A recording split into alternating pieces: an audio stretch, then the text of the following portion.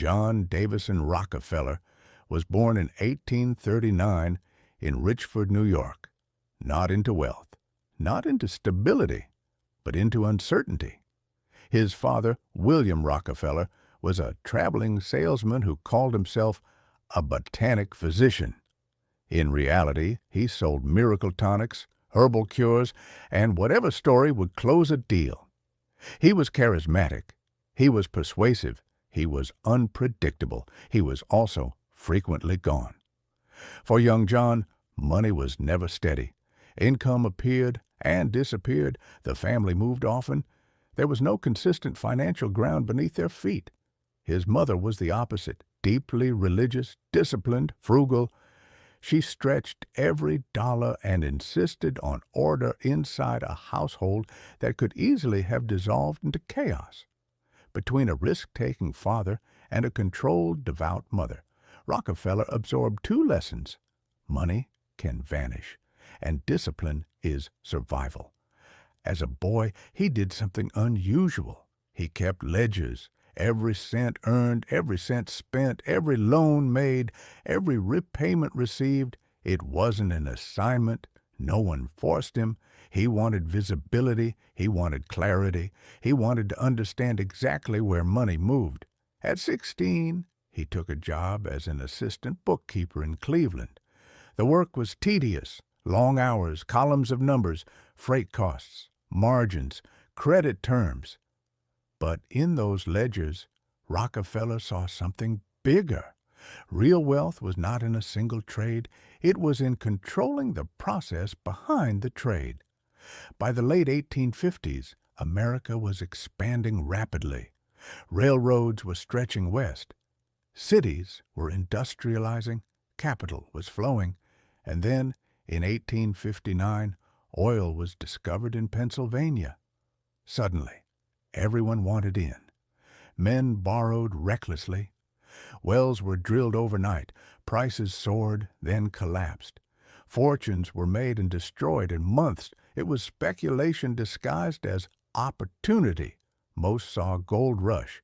Rockefeller saw instability. And instability meant inefficiency.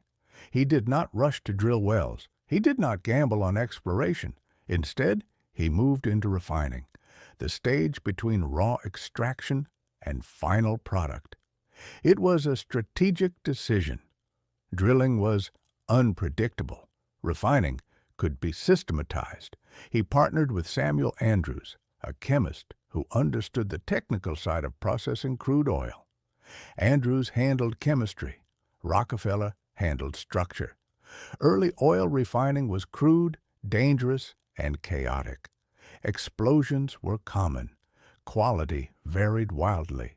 Many refiners focused only on kerosene for lamps and discarded everything else. Rockefeller refused to waste anything. Lubricants, paraffin, petroleum jelly, even byproducts others threw away were monetized.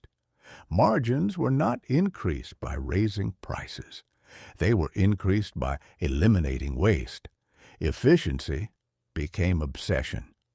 Within a few years, Rockefeller identified the deeper issue in the oil industry, not demand, not supply, fragmentation, too many small refiners, too much duplication, too much volatility. The market was unstable because it lacked coordination. Rockefeller believed stability could be engineered.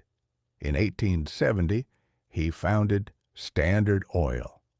The name was deliberate. Standard meant consistent quality. Standard meant reliability. Standard meant replacing chaos with uniformity. But Standard Oil was not just a refinery company. It was an emerging system. Rockefeller negotiated shipping rates aggressively with railroads. He studied costs relentlessly. He reinvested profits instead of spending them. He absorbed weaker competitors when possible, sometimes through negotiation, sometimes through pressure. Critics would later call it ruthless. Rockefeller called it necessary. To him, disorder was waste, and waste was weakness. The boy who grew up in financial uncertainty was now building something different, a machine designed to remove unpredictability from an industry that was drowning in it. He did not chase quick profit. He built control. And that instinct, not luck, not inheritance, not political power, would transform Standard Oil into the most powerful industrial structure America had ever seen. By the early 1870s, Rockefeller was no longer experimenting. He had identified the flaw in the oil industry: too many competitors fighting for survival, driving prices down, destroying stability. The problem wasn't production, it was fragmentation.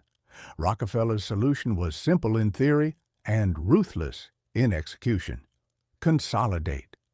In 1872, what later became known as the Cleveland Massacre began. Within a few months, Rockefeller systematically absorbed nearly every major refinery in Cleveland. Some owners sold willingly, others resisted. Those who resisted often found themselves squeezed by rising transportation costs or collapsing margins. This was not random aggression, it was calculated leverage. Rockefeller understood something most refiners did not. The railroads were desperate for volume. Oil was becoming one of the largest freight categories in America. If he could guarantee massive, consistent shipments, he could negotiate better rates. He did. Through secret rebate agreements and volume discounts, Standard Oil secured transportation advantages its competitors could not match. While others paid full freight rates, Standard paid less, sometimes significantly less. Lower transportation costs meant lower operating costs.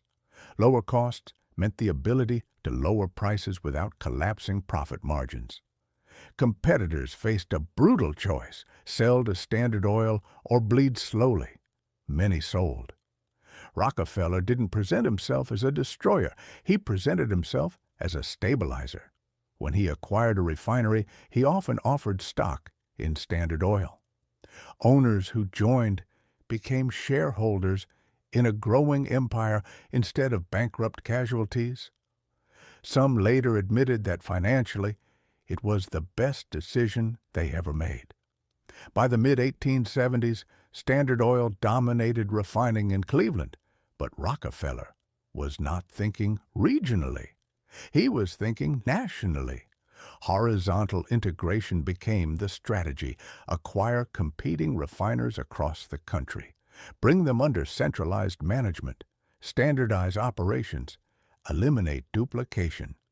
But he did not stop there. Vertical integration followed. If transportation was critical, Standard would influence transportation. If barrels were necessary, Standard would produce barrels. If pipelines reduced dependency on railroads, Standard would build pipelines, control every stage, remove dependency, remove vulnerability. By the late 1870s, Standard Oil was refining roughly 90% of America's oil. It was not just a company anymore, it was infrastructure. Rockefeller himself remained calm, almost reserved. He dressed conservatively. He avoided flamboyance. He spoke softly. Publicly, he framed Standard as a force of order in a reckless industry. Privately, he was relentless. He monitored costs obsessively. He demanded efficiency. Waste was unacceptable. Redundancy was unacceptable. Emotional decision-making was unacceptable. Standard Oil operated more like a military logistics operation than a private company. And this level of dominance did something predictable. It attracted attention. Small businessmen called it predatory. Journalists called it a monopoly. Politicians began asking questions. The American public was entering a new phase, one where industrial giants were no longer seen as pioneers, but as threats. But Rockefeller saw criticism as proof of scale. In his mind, he was not crushing competition. He was removing inefficiency from a system that could not regulate itself. He believed in concentration. He believed large-scale organization was not immoral. It was modern. The United States was transforming from a rural republic into an industrial power. Railroads were merging. Steel was consolidating. Banking was centralizing. Standard Oil was not an anomaly. It was a preview. By the 1880s, Rockefeller was one of the wealthiest men in America. But more importantly, he had demonstrated something new. A corporation could be more powerful than a state government, not through armies, not through elections, but through control of supply, price, and distribution. The machine was built, and now the country was starting to react to it. By the 1890s, Standard Oil was no longer just a company. It was a symbol. To its investors, it represented efficiency, stability, and disciplined growth. To its competitors, it represented suffocation. To an increasingly restless American public, it began to represent something far more dangerous: concentrated power. The United States was changing. Industrialization had created enormous fortunes, but it had also created inequality, labor unrest, and political anxiety. Farmers were angry about railroad rates. Small business owners feared extinction. Journalists were beginning to investigate the inner workings of corporate empires. And at the center of the storm stood Standard Oil. The term trust became part of the national vocabulary. In 1882, Rockefeller and his associates formalized the Standard Oil Trust, a legal structure designed to centralize control of multiple companies under a small group of trustees. It was innovative. It was efficient. It was also alarming. For the first time, Americans were confronting the reality that a single corporate structure could dominate an entire industry across state lines. State governments struggled to regulate it. Federal law was still underdeveloped. The machinery of government had not caught up to the machinery of industry. Then came Ida Tarbell. In 1902, the journalist began publishing a series of investigative articles in McClure's magazine. She had grown up in the oil regions of Pennsylvania. Her father had been an independent oil producer, one of the many swallowed during Standard Oil's consolidation. Tarbell did not write in anger. She wrote with documentation: contracts, railroad rebates, confidential agreements, the quiet pressure placed on competitors, the strategic price wars designed to eliminate opposition in specific regions. Her work exposed not a villain in the theatrical sense, but a system engineered to win at any cost. The public reaction was immediate. Rockefeller, who had operated largely behind the scenes, became the face of corporate excess. Political cartoons depicted him as an octopus, tentacles wrapped around the Capitol, railroads, factories. The narrative shifted. Efficiency became exploitation. Consolidation became monopoly. Control became a threat. In 1890, the Sherman Antitrust Act had been passed, a federal law aimed at breaking up combinations that restrained trade.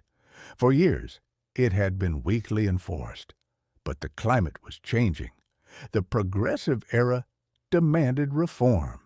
Presidents began to speak openly about corporate accountability. Trust-busting became a political platform. In 1906, the federal government filed suit against Standard Oil under the Sherman Act. For years, the legal battle unfolded. Standard Oil's lawyers argued that the company had lowered prices for consumers, improved quality, stabilized supply. They were not wrong. Kerosene had become cheaper and more reliable under Standard's dominance, but the core issue was no longer price. It was power. In 1911, the United States Supreme Court delivered its decision. Standard Oil had violated the Sherman Antitrust Act. The company was ordered to dissolve into separate entities. It was the largest corporate breakup in American history. To critics, it was justice. To Rockefeller, it was mathematics. Because something unexpected happened. The separate companies, Exxon, Mobil, Chevron, and others, retained massive value. As independent entities, their stock prices rose. Rockefeller, who owned significant shares across the structure, became even wealthier after the breakup. The machine had been dismantled, but the wealth it created multiplied, and in that moment Rockefeller became something unprecedented, the first modern billionaire. But public opinion had permanently shifted. The era of unchecked consolidation was over. American capitalism had entered a new phase, one where scale would always be balanced against regulation. Rockefeller had proven that industrial concentration could build a fortune beyond imagination. Now he would attempt something far more complex, rewriting his legacy. By the time Standard Oil was broken apart in 1911, John D. Rockefeller was already a legend, admired, feared, criticized, caricatured. He was also exhausted.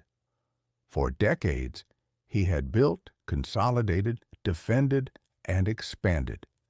He had endured investigations, public attacks, courtroom battles.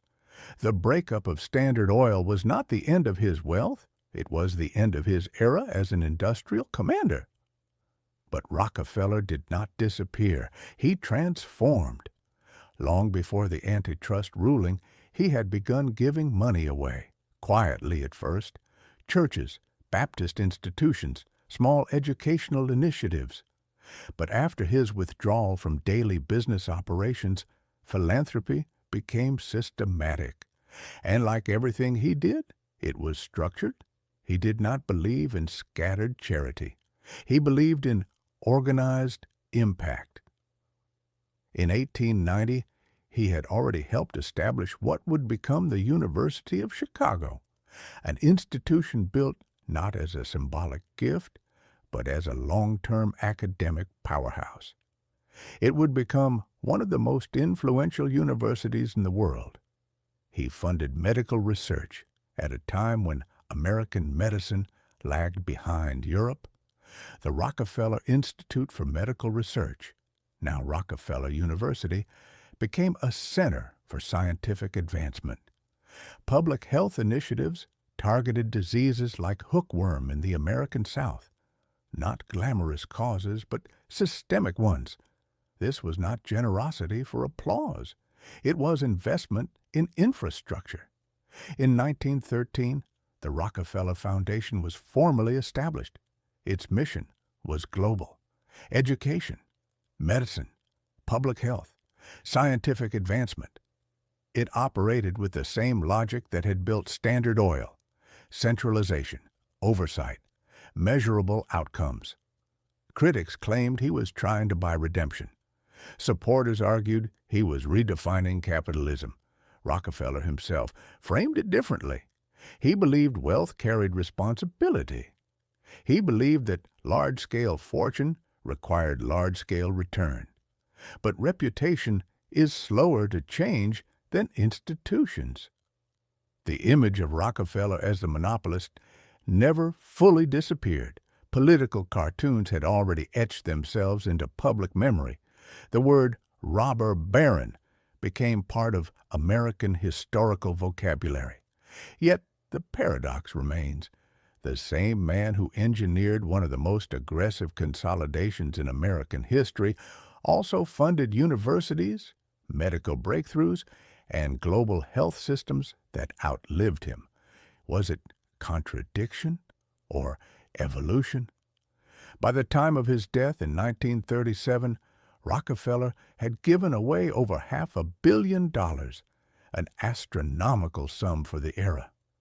Adjusted for inflation, it was among the largest philanthropic contributions in history. More importantly, he helped institutionalize modern philanthropy. Before Rockefeller, charity was often personal and religious. After Rockefeller, it became strategic, foundation-based, data-driven. In business, he had concentrated power. In philanthropy, he dispersed influence.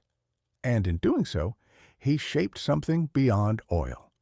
He shaped the blueprint for modern American capitalism, where scale generates scrutiny, scrutiny generates reform, and reform reshapes power. Rockefeller did not end as an industrial warlord. He ended as an architect of systems. And that may be the most American transformation of all. John D. Rockefeller was not simply an oil magnate. He was a structural turning point. Before him, American business was fragmented, local, competitive in the rawest sense, dozens of small players fighting for survival in unstable markets. Prices fluctuated wildly. Supply chains were unreliable. Scale was rare. After him, industry understood something new. Size could be strategy. Control could be engineered. Markets could be organized. Rockefeller did not invent ambition. He systematized it. Standard Oil demonstrated that horizontal integration, absorbing competitors, could create dominance. It showed that vertical integration, controlling supply, transport, production, and distribution, could eliminate vulnerability. It proved that efficiency at scale could outperform individual brilliance. But it also triggered the other half of modern capitalism, regulation. The breakup of Standard Oil in 1911 was not just a legal decision, it was a philosophical one. It established that corporate power, no matter how efficient, would be balanced by public authority. From that point forward, American capitalism evolved under tension, innovation and oversight, scale and scrutiny, private power and public limits. Rockefeller stands at that crossroads. He became the first modern billionaire not because he chased wealth recklessly, but because he removed uncertainty from an industry drowning in it.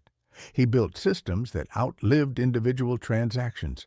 He valued process over personality. Yet the same discipline that created order also created concentration. And concentration creates fear. That is why Rockefeller remains controversial. To some, he represents ruthless monopoly. To others, he represents disciplined efficiency. To historians, he represents transition. His life tells a larger story about power in the industrial age. Power no longer required land. It no longer required title. It required organization. In the 20th century, corporations would grow larger than nations in economic weight. Regulatory frameworks would expand. Antitrust laws would shape industries from telecommunications to technology. Foundations would influence education and global health. The blueprint was already visible in Rockefeller's era. He did not control the world, he controlled a system. And by doing so, he forced America to redefine what power meant in a modern economy. The boy who once recorded every cent in a ledger became the man who proved that capitalism could be industrialized, optimized, centralized, and institutionalized. His legacy is not oil. It is scale. It is structure. It is the realization that in modern history, the most powerful force is not personality. It is organization. And once organization becomes powerful enough, society will always respond. That is the balance Rockefeller helped create. And that balance still defines the economic world we live in today. If this condensed version gave you a new perspective on Rockefeller, the full in-depth audiobook is available here on the channel. This was only the structural outline. The complete story goes deeper into the strategy, the private negotiations, the financial mechanics, and the transformation of American industry. If you want to understand the full rise, the resistance, and the legacy in detail, you can listen to the complete audiobook right here. The real history is always more complex and far more interesting than the myth.